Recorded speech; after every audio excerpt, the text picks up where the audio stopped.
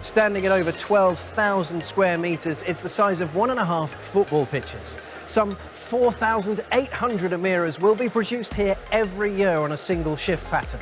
And it's remarkable to think that this incredibly high-tech facility is a world away from the Lotus factories of old. What's most striking is there are no production lines in the floor. Instead, individual chassis are manoeuvred around the site on these automated guided vehicles. Come on then.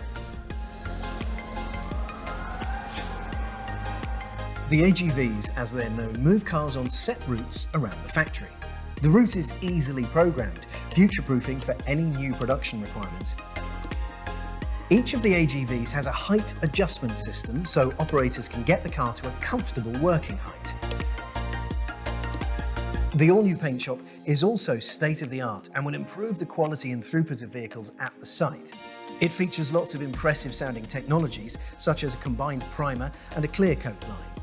Its dry filtration uses 60% less energy than a wet system, while the electrostatic primer, essentially a process of creating an electrostatic charge in the paint and on the part, reduces paint usage by 30 to 40%. And every car that comes off the production line gets tested here on the refurbished 2.2-mile track. Go on! That's how you use a track.